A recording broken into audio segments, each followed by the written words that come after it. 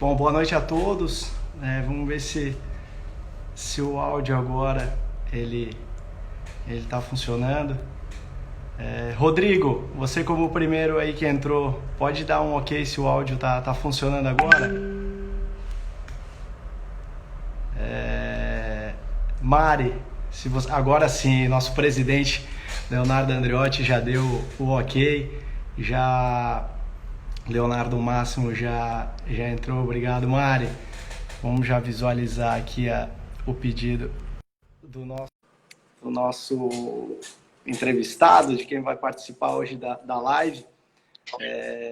Ô, Léo! Boa noite. Tudo bem? Tudo bem, querido. E você? Tudo ótimo, Léo. Tô aqui, Prazer estar aqui tive um com problema. você. Pô, prazer é meu. Eu tava aqui, tive um problema com o áudio. Então, boa noite a todos. É um prazer estar novamente hoje aqui na condução da live, em especial por ter o prazer ainda maior de estar com um amigo, do qual eu tenho um carinho enorme, Léo Máximo. E lembrando para aqueles que estão nos acompanhando, o projeto do IBDD das lives,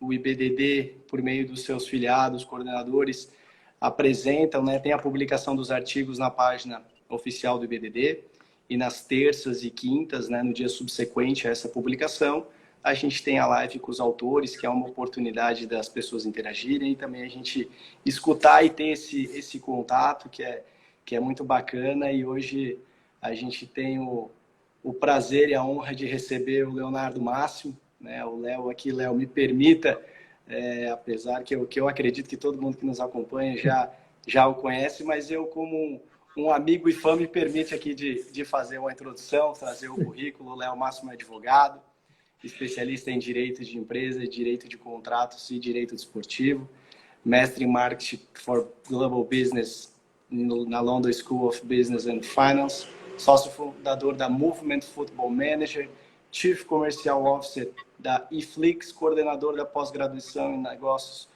do esporte e direito desportivo do CEDIM, coordenador regional do IBDD em Minas, membro do conselho do IBA da Academy do Esporte e palestrante convidado da Harvard Extension School e da Université Jean Moulin, que eu não vou me atrever muito a combater no teu francês, mas, Léo, é um prazer enorme, tá? Fica aqui já o registro, mas para mim é uma satisfação enorme estar aqui hoje. Boa noite, Rafa. Boa noite a todo mundo de casa, nossos colegas, nossas colegas de BDD, alunos e alunas que estão aqui com a gente, colegas intermediários. Obrigado pela recepção. É sempre uma alegria. O nosso presidente já deu o Mulan. Mulan, exatamente, Leozinho, Université Jean Moulin.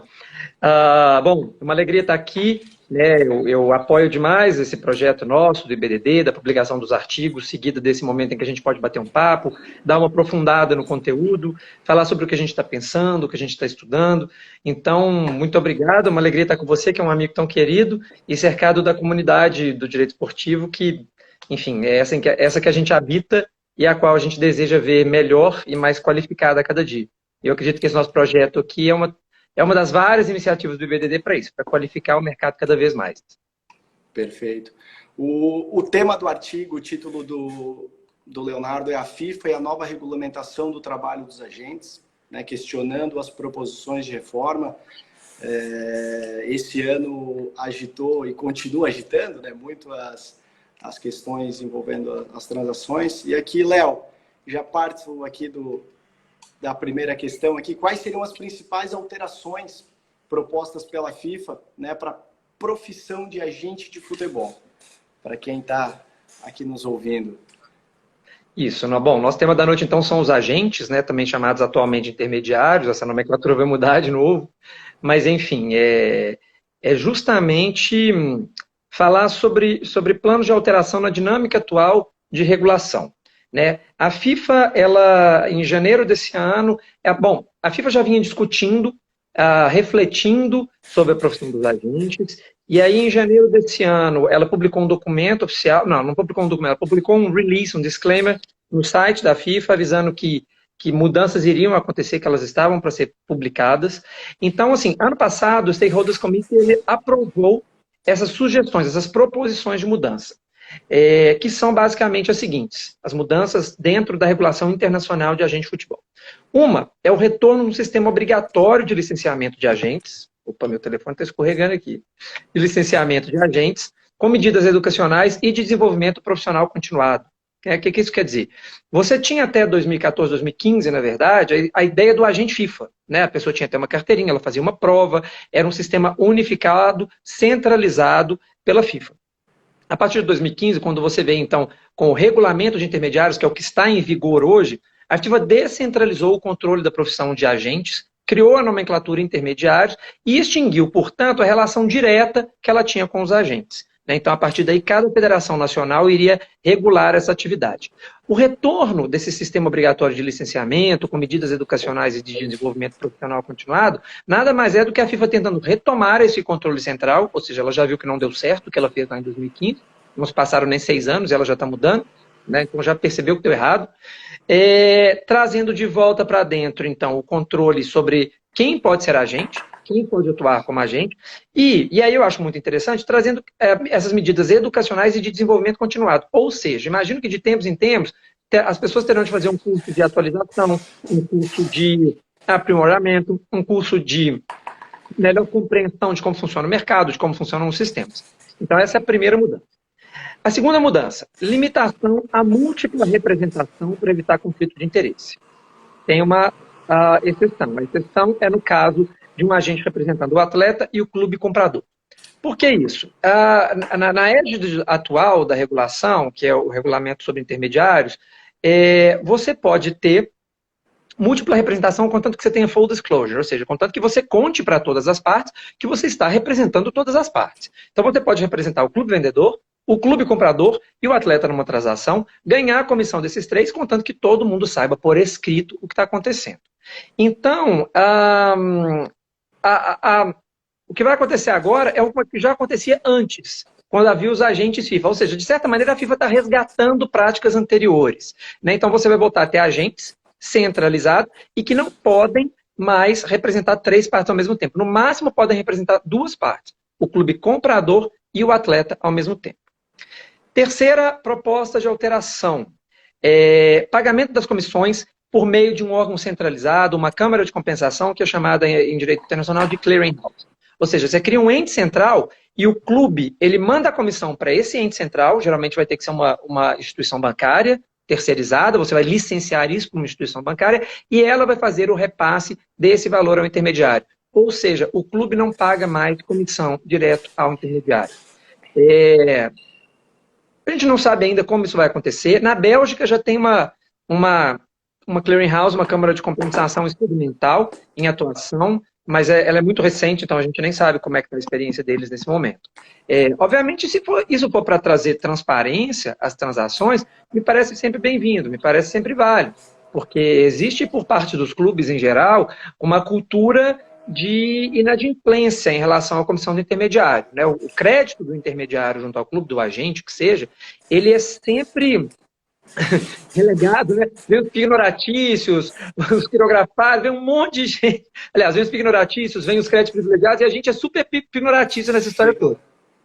Exatamente. Então, existe essa cultura. Eu compreendo, os clubes eles têm de pagar salários, há algumas prioridades, mas na dinâmica atual, os clubes, de fato, eles têm eles atribuem muito pouca prioridade ao pagamento de comissão do agente. E, através de uma clearing house, imagina-se que isso vai ter de ter uma transparência maior e uma punição maior aos clubes que estejam inadimplentes perante os agentes.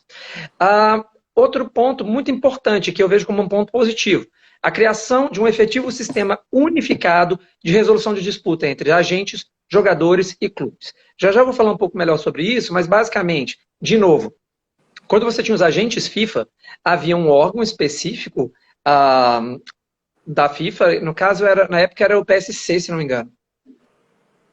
Não, acho que era o DRC, preciso lembrar. Que era o órgão que resolvia. Então, por exemplo, um agente brasileiro tinha tido um problema com o clube árabe. Eles podiam recorrer ao DRC na FIFA Era o DRC, o Dispute Resolution Chamber, para que ele resolvesse essa questão de pagamento de comissão, por exemplo. Após o regulamento de intermediários, que entrou em vigor em 2015, isso se dissolveu, você não tem um sistema. Então, se um agente brasileiro tem um problema com um clube em Botsuana, ele que se vire.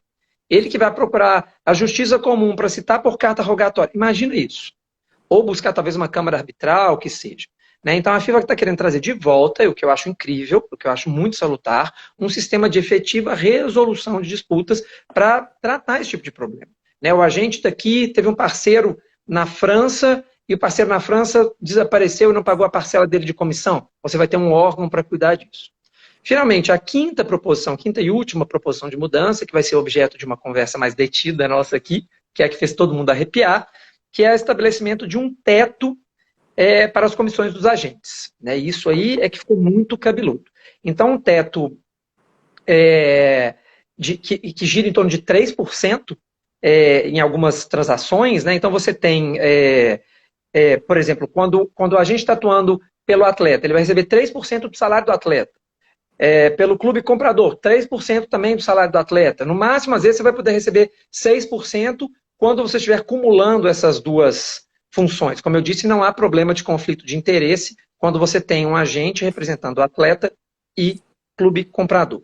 Quer dizer, isso aí gerou um mal-estar tremendo na comunidade dos agentes, isso gerou um mal-estar, na verdade, entre todo mundo, e isso vai ser, obviamente, o objeto de um estudo mais detido, porque a gente sabe que isso vai trazer uma série de problemas na profissão em si. Mas a gente vai falar disso mais detidamente daqui a pouco. Eu vou só aproveitar e mandar um abraço para um amigo querido, Castelar Neto, vice-presidente da CBF. Perfeito. Tá aqui conosco. Que honra. Perfeito. Que honra, que honra. Obrigado por estar aqui conosco.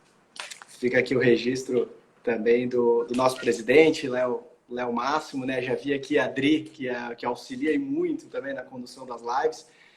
E vejo aqui diversos coordenadores. Fica aqui também o registro para Gustavo Delbin, nosso ex-presidente e conselheiro do IBDD. Léo, continuando nesse ponto, essa questão do retorno dos empresários, o famoso agente FIFA, né? Eu lembro que tinha aquele... que até acabava sendo uma segurança para o jogador, né? O empresário se apresentava, não, eu sou um agente resguardado, eu sou um agente credenciado, né? Que era a chancela, então eu sei. Então, qualquer negociação, eu tenho aquele ponto. Do meu ponto de vista, que eu entendo como super válido isso, né?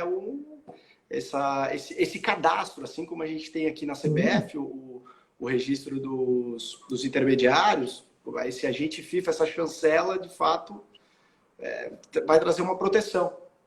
Perfeito. Não faz todo sentido. Como eu disse, algumas das medidas me parecem salutares. Eu creio que vamos resolver alguns tipos de problema que estavam ocorrendo. Problema, né? Perfeito. Então, para acontecer. E, Léo, e dando sequência, então, na questão dos problemas, quais são os problemas existentes no regulamento da FIFA de intermediários em vigor?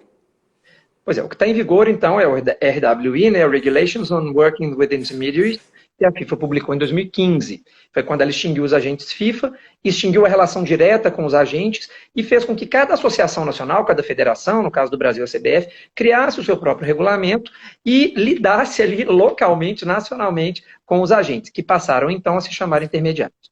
Um dos maiores problemas é que, justamente como o regulamento da FIFA, o RWI, ele traz estándares mínimos, ele traz previsões genéricas. E cada associação nacional, por exemplo, a CBF, criou o seu regulamento nacional de intermediários. Agora você imagina, a FIFA tem 211 Estados-membros, tem mais Estados-membros que a ONU, cada um deles com uma legislação. Primeiro que, claro, que cada um desses Estados-membros, essas federações, precisou criar um regulamento de intermediários compatível com a legislação. E, obviamente, essa miríade, esse mosaico riquíssimo de fenômenos culturais, sociais e, portanto, jurídicos. Então, cada país criou um regulamento. Ou seja, você teve um problema grave de falta de harmonia e segurança jurídica, de requisitos a acesso à profissão, de uma série de coisas. Vou dar alguns exemplos para você.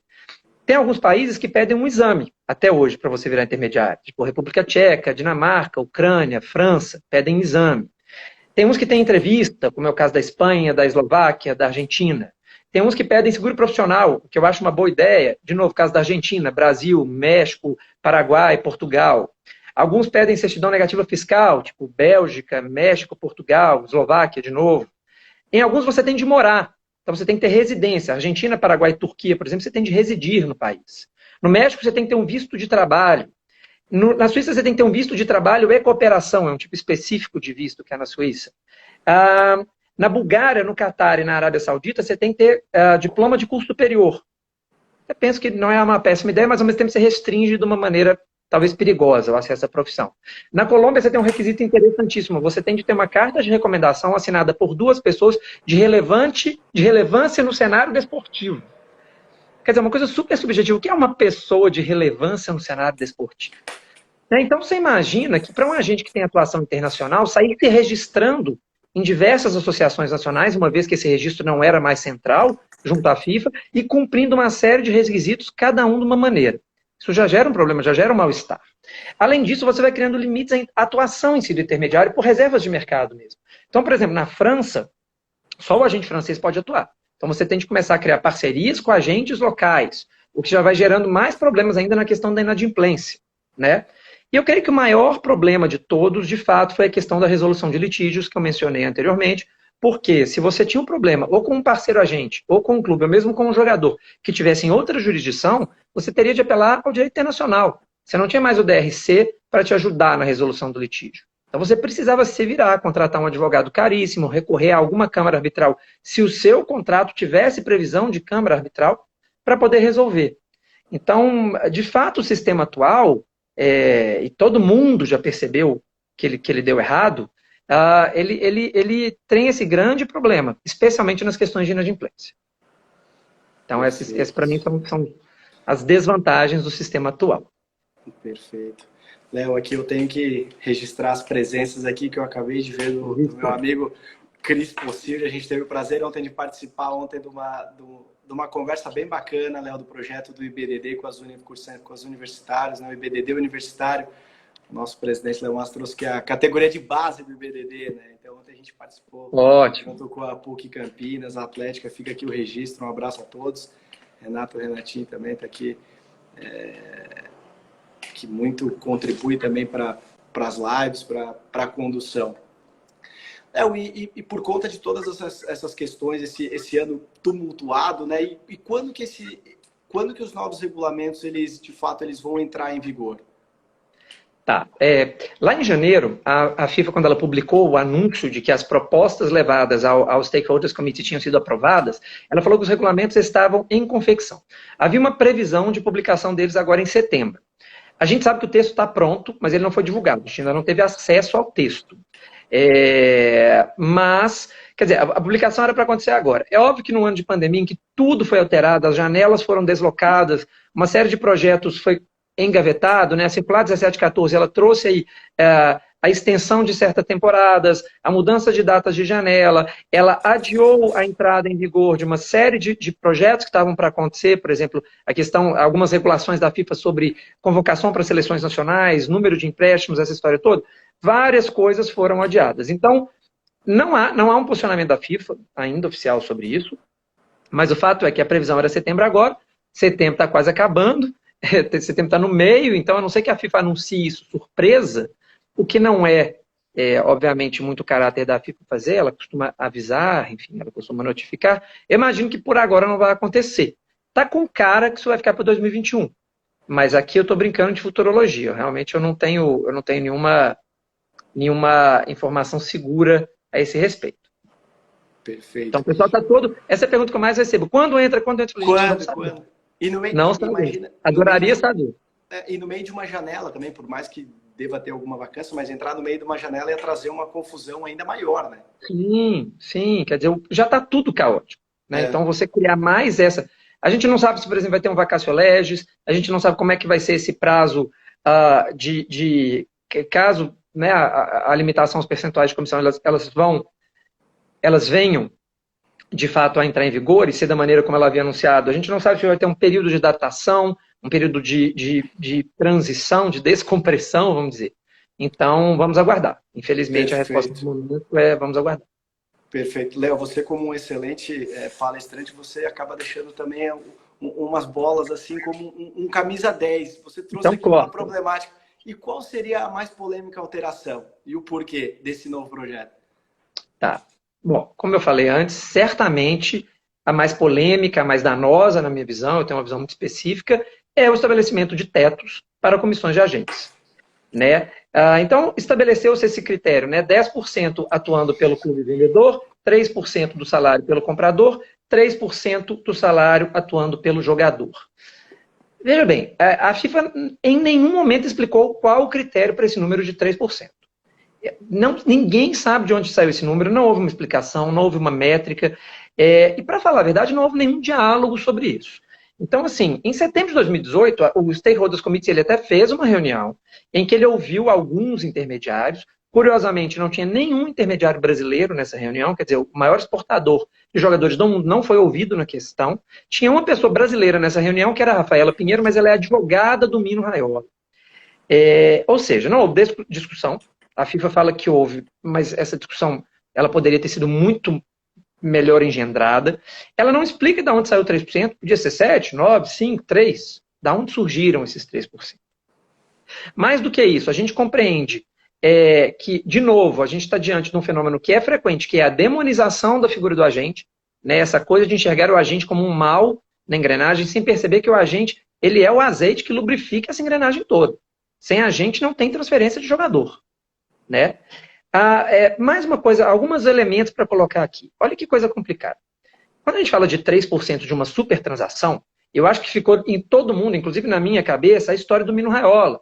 Né? Quando o Pogba foi para o Manchester, realmente o Mino Raiola ele ganhou uma quantia indecente de dinheiro, uma coisa de 40 milhões de libras. Né? Só que, gente, esse é o exemplo neurótico extremo do extremo do extremo. A vida do agente normal, que trabalha às vezes com Série B, com Série C, que trabalha no futebol nacional, ela não é nada disso. Os valores são muito módicos. 10% de valor módico já é pouca coisa, 3% é nada. E aí qual é o problema? Você vai eliminar pessoas da profissão. Quer dizer, você vai fortalecer os fortes, os agentes ricos, eles vão continuar ricos, porque 3% de muita coisa é alguma coisa. Agora, o agente que lida com Série C, que tem uma situação mais modesta, mais módica, ele vai desaparecer, porque ele não vai conseguir mais se sustentar na profissão, recebendo esses valores. Então, a FIFA fala que essas novas alíquotas, esses novos percentuais vieram para evitar excessos, coibir abusos, mas, curiosamente, o que você vai criar é uma eliminação dos agentes menores, eu odeio essa expressão, dos agentes que atuam com quantias mais módicas no mercado. Isso vai gerar, obviamente, um fortalecimento dos agentes que têm uma capacidade financeira muito alta. Né? Então, você vê o tamanho do problema que é isso. E aí, teve o problema da não participação dos agentes, e é muito interessante, porque um dos argumentos que é utilizado é o seguinte: a FIFA diz que, nos últimos anos, os agentes ganharam em comissão muito mais do que os clubes ganharam em sede de recebimento de mecanismo de solidariedade. Veja bem, isso é verdade, tá? Mas a FIFA está comparando, como diz o Marcos Mota, laranja com banana. Né? Ela não está comparando laranja com laranja. O que uma coisa tem que ver com outra? E se o mecanismo de solidariedade está ruim, ele tem de ser aprimorado. E por que a comissão do agente prejudica o mecanismo de solidariedade? Qual é a conexão? Eu vou só discordar do Mota. Eu não acho que é comparar laranja com banana. Para mim é comparar laranja com cavalo. Porque, assim, não faz o menor sentido. Eu entendo, pessoal, olha, os clubes estão recebendo pouco em sede de mecanismo de solidariedade. Perfeito, vamos aprimorar o mecanismo de solidariedade. Não vamos prejudicar os agentes por causa disso. Não faz o menor sentido. Então você vê que, assim, crítica é o que não falta. Né? Seja pela falta de critério, seja pela injustiça, pela falta de diálogo, seja porque vai enriquecer os ricos e eliminar os menores do mercado, seja porque a comparação com o mecanismo de solidariedade, com todo respeito, não faz o menor sentido. Então, o que não falta é crítica. A limitação das comissões. E essa questão mesmo, talvez tenha...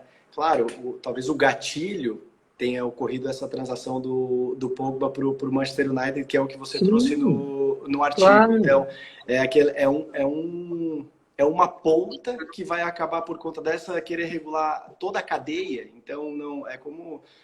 E a sua comparação de banana com cavalo foi excelente, porque não tem nem como fazer uma analogia ou aplicar na prática.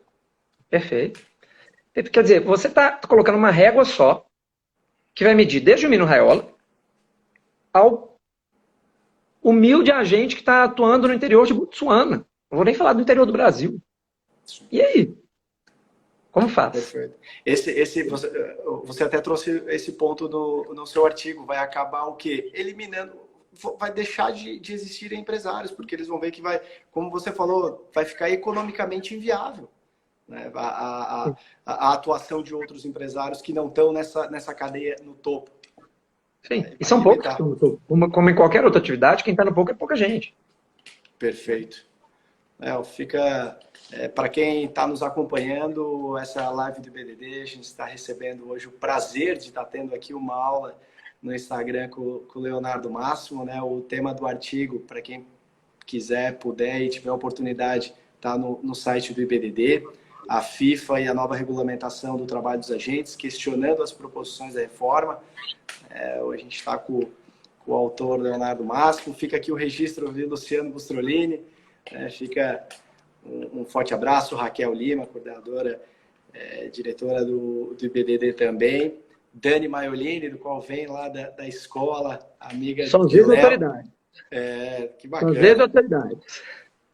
Léo, então, pela sua fala anterior, a gente já pode, então, aqui vislumbrar e até imaginar qual foi a grande repercussão e como a comunidade dos agentes recebeu essa ideia da limitação compulsória dos percentuais, né? Esse foi o grande X, o grande ponto de satisfação foi esse. Sim, receberam pessimamente, todas as associações de agentes se manifestaram, a EFA, que fica na Inglaterra, né, uma agência muito importante, é uma associação de agentes de futebol, se manifestou contrariamente, já anunciou que provavelmente vai tomar medidas jurídicas, medidas judiciais. Da mesma forma, a Associação Europeia de Agentes de Futebol já anunciou que provavelmente vai tomar medidas judiciais também. Quer dizer, está todo mundo se movimentando nesse sentido. Ninguém gostou. Uma coisa, ninguém que gostou. Foi uma bola fora. Bom, vamos esperar a publicação efetiva do regulamento, mas até então está me soando como uma terrível bola fora. E o Rodrigo, que está aqui conosco, ele disse uma coisa muito interessante: vai ter gente que vai atuar por fora. Porque a gente sabe que o ser humano ele é igual à água, né? A água, quando encontra obstáculo, ela contorna e segue em frente. Então, do mesmo jeito que com o TPO, que está proibido, mas continua acontecendo, e muito, isso é um tópico para uma outra live inteira, as pessoas vão achar maneiras de contornar isso. Será que é isso que a gente quer? Né? Então, né? Perfeito. Mas aí, tem briga vindo aí, tem briga vindo aí. E essa do contornável, você falou ali logo nas principais alterações da Clear House, que seria uma forma de trazer transparência para as negociações. A própria limitação, como você falou, Rodrigo trouxe, vai ser uma forma de, poxa, vai ter a Clear House, mas ela de fato não vai ter com todos os números expostos, justamente por essa manobra que vai ocorrer. Quero ver como vai ser essa implementação. Vamos esperar. E assim, não estou para criticar. Como eu disse, foram 5 alterações, sendo que 3 delas eu gosto muito. Né? A questão da centralização do registro, a questão da educação continuada, da qualificação, da centralização da resolução de litígio, tem muita coisa boa. Mas a questão das duplas representações e principalmente da limitação das comissões é extremamente preocupante. Vai ter briga. Vai. E, Léo, e com relação a briga, vindo a ser publicado essa regulamentação nesses moldes, né? As alterações regulamentares, elas podem ser, sim, questionadas judicialmente em âmbito europeu, né? No caso afirmativo, qual a posição dos tribunais europeus sobre os questionamentos judiciais acerca da regulamentação de associações, que poderia ser utilizado aí como uma linha, né, da atuação? Bom, a gente vai falar um pouco agora de direito comunitário europeu, principalmente de direito da concorrência. Vai entrar aqui numa seara mais de direito internacional, de direito europeu, na verdade. Veja bem, você tem na Europa o Tribunal de Justiça da União Europeia, que ele é, obviamente, um tribunal que rege, que decide uma série de assuntos decorrentes da legislação europeia. Ele é sediado em Luxemburgo, enfim, ele decide diversos aspectos de relevo concernentes e decorrentes da legislação europeia. As decisões do Tribunal de Justiça da União Europeia, elas se baseiam normalmente em disposições que vêm do Tratado de Funcionamento da União Europeia. O Tratado de Funcionamento é uma peça legislativa, é um documento que ele consolida a legislação comunitária europeia. Então, lá em 2007, você teve o Tratado de Lisboa, que ele pegou 2 tratados anteriores, o Tratado da União Europeia e o Tratado de Instituição da União Europeia, também chamado de TCE, ele editou esses documentos durante algum tempo, e aí em 2009 surgiu esse documento, essa atualização documental, que até hoje rege a legislação europeia, a legislação comunitária europeia, que é o Tratado de Funcionamento da União Europeia. Então, o Tribunal de Justiça da União Europeia vai julgar com base no Tratado de Funcionamento da União Europeia. Bom, vejamos. O tribunal já julgou, o Tribunal de Justiça da União Europeia ele já julgou tanto o papel das associações desportivas no estabelecimento de regras do esporte em dois sentidos. A organização do desporto, ou seja, regras de competições, esse tipo de coisa, e a prestação de serviço acessório ao desporto, ou seja, por exemplo, o serviço do agente. Então, o Tribunal de Justiça da União Europeia ele já está pensando nesses assuntos, já houve alguns julgamentos concernentes a esses assuntos. E, inclusive, ele já julgou em alguns momentos se a regulação sobre os serviços, a regulação em si, se regular esses serviços, é compatível com os conceitos relevantes do direito da concorrência, direito de proteção à concorrência, que é um bem muito caro à legislação europeia e à mentalidade europeia, baseado no Tratado de Funcionamento da União Europeia. Ou seja, nós temos dois artigos que são muito importantes, que é o artigo 101, eu vou falar sobre eles com mais calma, 101 e 102 do Tratado de Funcionamento da União Europeia, que são os artigos referentes à proteção da concorrência. Eles regem direito concorrencial europeu. De maneira geral, o Tribunal de Justiça da União Europeia ele confirma a aplicabilidade da legislação comunitária, ou seja, do Tratado de Funcionamento, aos regulamentos. Então, esse é o ponto número 1. O Tribunal de Justiça da União Europeia, ele confirma, ele concorda que o Tratado de Funcionamento da União Europeia, especialmente o artigo 101 e 102, relativos à concorrência, são aplicáveis sim a associações esportivas, ou seja, federações nacionais e FIFA. E aí, a gente vai pensar no artigo 101 e 102 separadamente e ver como é que eles estão encaixadas nessa dinâmica e se, afinal de contas, o regulamento das associações viola ou não esses artigos. Então, o que é o artigo 101 do Tratado de Funcionamento da União Europeia? Ele diz que são incompatíveis com o mercado interno e são proibidos todos os acordos entre empresas e todas as decisões de associações ou associações de empresas e todas as práticas que sejam suscetíveis de afetar o comércio entre os Estados-membros e que tenham por objetivo impedir, restringir ou abalar a concorrência no mercado interno. Ou seja, é claramente um artigo protetor da concorrência. Esse artigo 101 ele passa a regular um a um o que ele considera que são práticas restritivas da concorrência e agressivas e nocivas e danosas à concorrência. Ou seja, para você desobedecer esse artigo 101, é preciso que cumulativamente algumas coisas aconteçam em relação às regras da FIFA.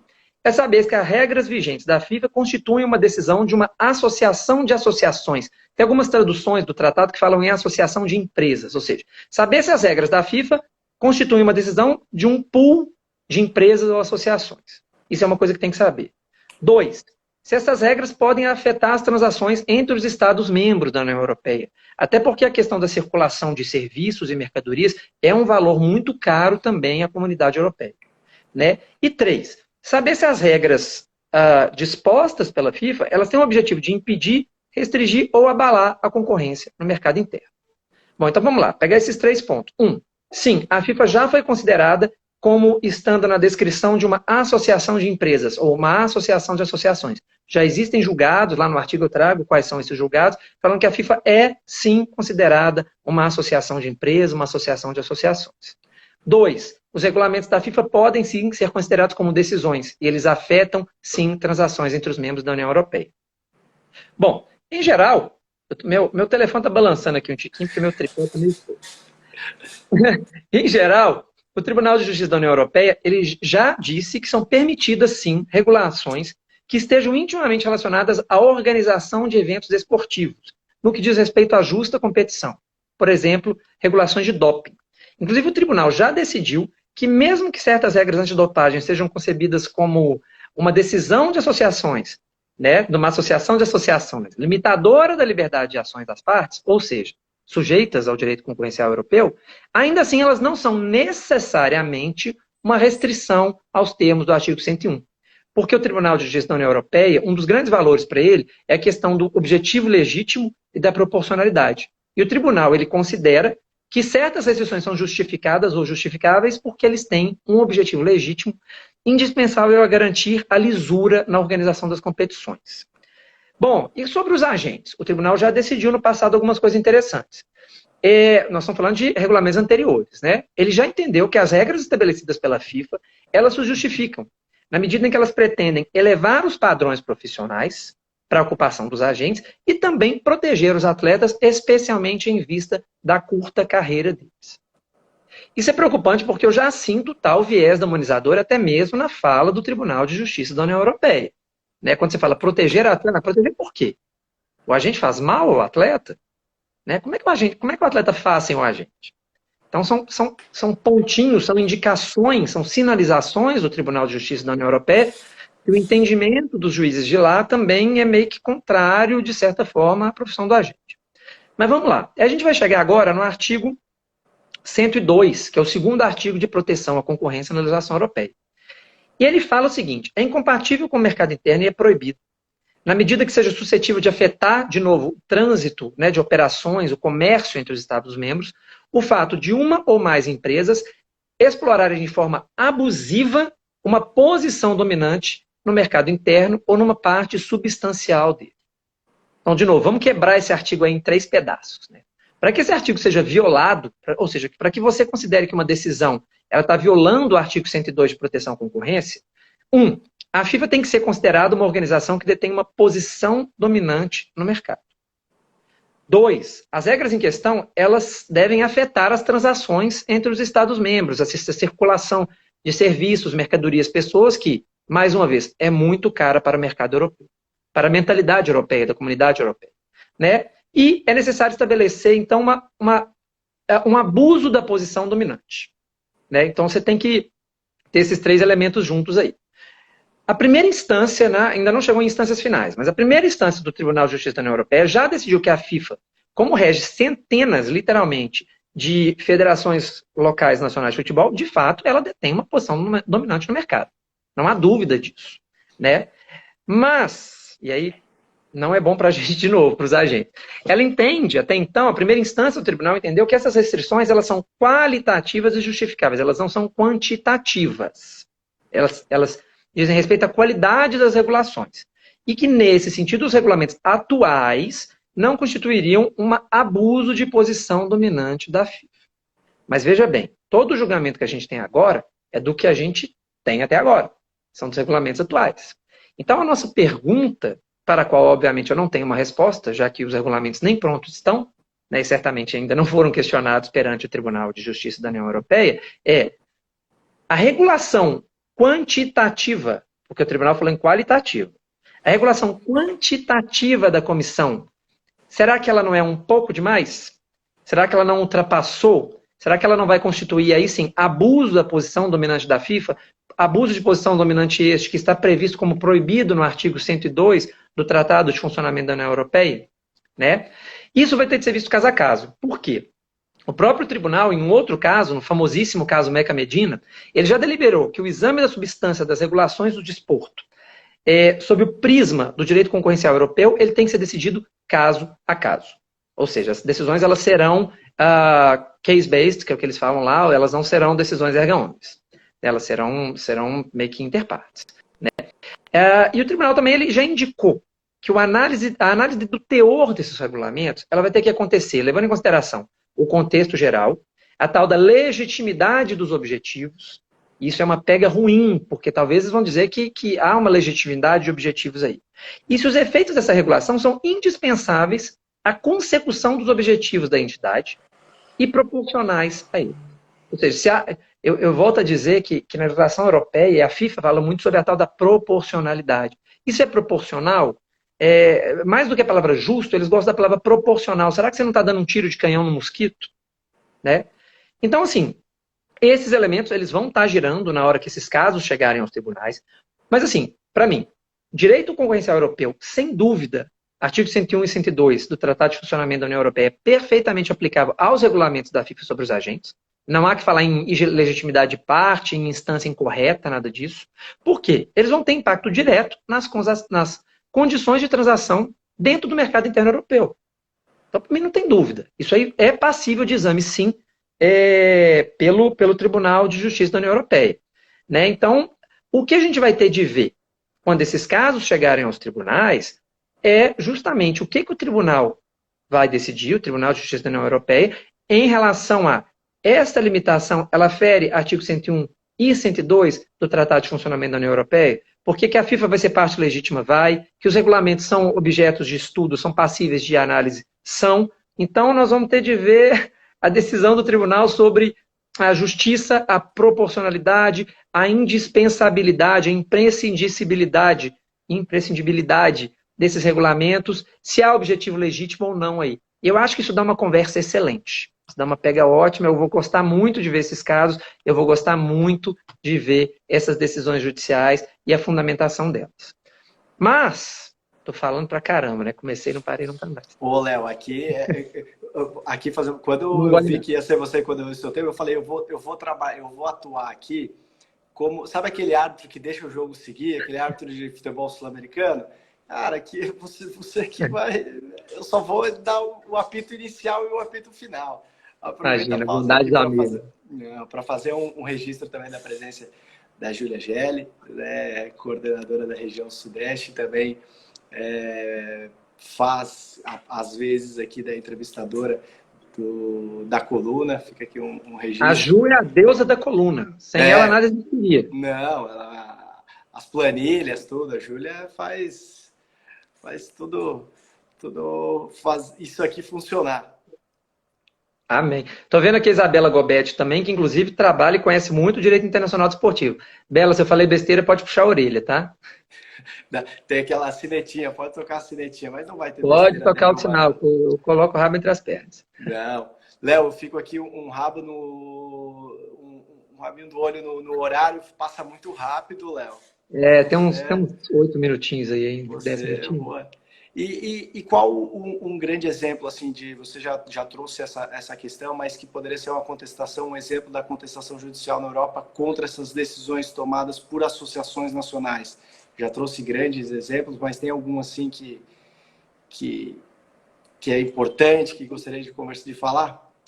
Tem um caso muito interessante, que ele até não progrediu, mas ele foi um caso muito interessante porque ele foi uma espécie de pioneiro.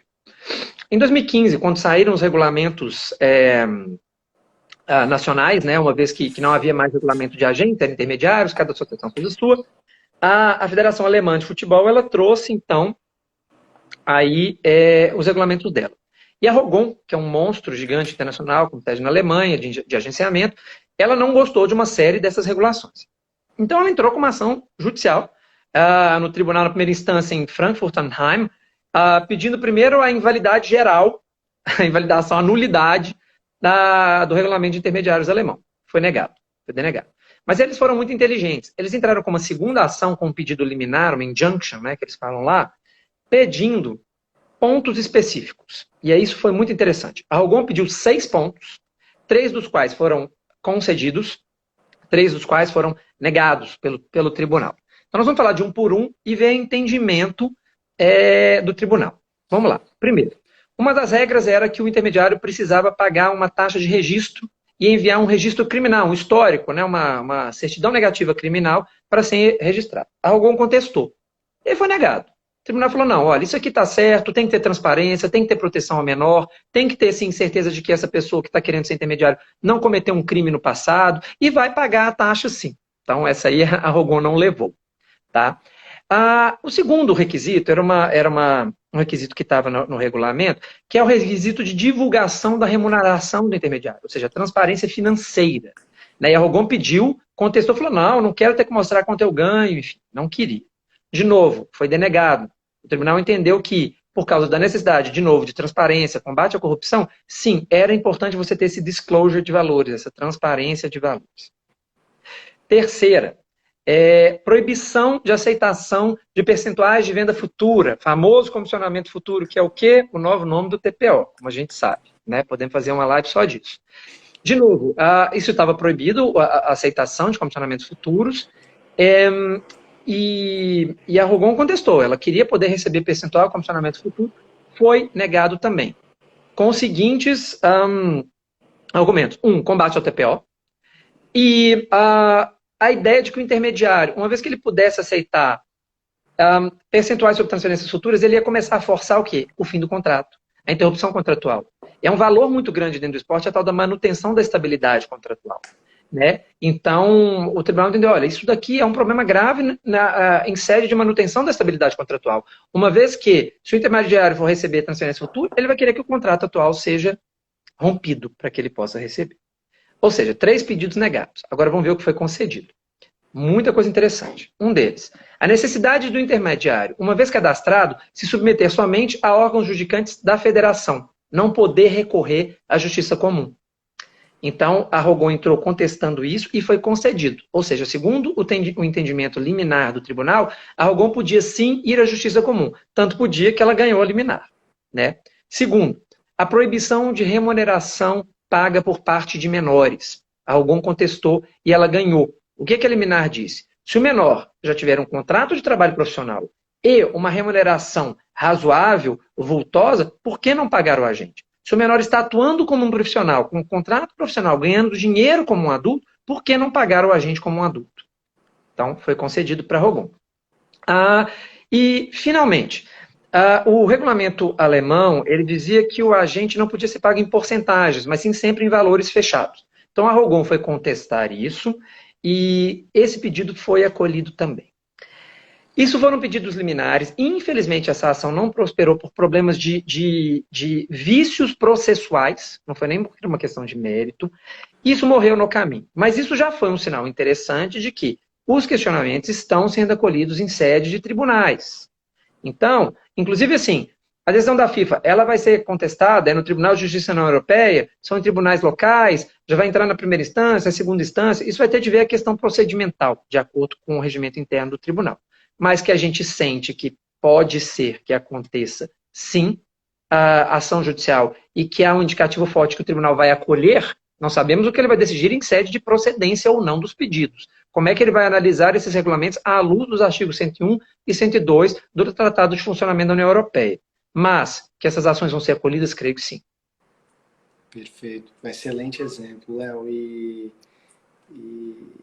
com certeza, como a Júlia já falou, quero essa live. Com certeza vai ter, já tem temas para outras lives, né? Fica aqui o convite do IBDD para quem tiver interesse, para os membros filiados em publicarem, em escreverem os seus artigos, em encaminhar para a equipe do IBDD. Né? A live do IBDD ela traz o autor dos artigos que são publicados tanto na segunda live, consequentemente na terça, o artigo da quarta na quinta, então fica já o convite. E Léo, como eu tinha pensado, como eu tinha já visto, essa live ia passar voando, né? Os momentos, as oportunidades que tem de ouvi-lo são muito... passa voando, e o seu conhecimento para todos é sempre um prazer. Eu tenho certeza que todos que tiveram a oportunidade aqui de nos acompanhar e que vão ter depois também de poder acompanhar no perfil oficial do IBDD, foi um prazer, foi uma aula, né? E fico aqui honrado de poder ter conduzido. Fica aqui então a palavra aí para suas considerações finais e é um prazer. Obrigado, meu amigo. Quem tem amigo tem tudo, né? Foi um papo super gostoso, realmente passou rápido. Acabou que eu entrei em aspectos muito específicos do direito comunitário europeu, mas, enfim, como a FIFA está sediada na Europa, me pareceu importante que a gente cobrisse isso aí. Espero não ter sido técnico demais, enfim, e que a fala tenha sido fluida. Estamos diante de uma grande mudança que está para acontecer. Acreditamos que essa mudança vai ser danosa. E que, infelizmente, talvez isso vá parar numa sede judicial. Esperamos que, talvez, algumas dessas mudanças vão ser repensadas, não tenho certeza. Mas, sobretudo, é muito importante que observemos como é que isso vai acontecer, porque isso é um excelente indicativo de como a FIFA está vendo o mercado em geral. Né? Mais uma vez, o mercado de transferência não existe sem o intermediário. O mercado de futebol não existe sem o agente. Demonizar essas pessoas, esses profissionais, é uma péssima ideia, é injusto. Utilizar exemplos neuróticos, como o do Mino Raiola, que foi um abuso, sim, enquanto regra para toda a profissão, não faz o menor sentido. Então, é preciso que a gente discuta. Perfeito. Talvez esse caso, aquilo que você falou, esse caso do Mino Raiola, seria aquele caso, o pontual para ser analisado esse caso específico. Né? Então, que pince esse processo e, não, vamos analisar essa questão aqui. Vai criar caso com o Mino, que é bilionário, não vai criar caso com o cara que está cuidando da Série C na Bahia, sabe? Deixa o cara em paz, deixa o cara trabalhar. Né? Então, sobretudo, é importante que a gente pense no assunto, reflita sobre ele, pense nas soluções e não se torne objeto do curso das mudanças, que a gente se torne, de alguma maneira, sujeito das mudanças também e atue positivamente para impactar o mercado e esse ecossistema em que a gente habita. Perfeito. Léo, muito obrigado. Novamente foi um prazer enorme. E para quem está acompanhando e quiser mais dúvidas, o Léo sempre está à disposição, né, Léo? Só me chamar.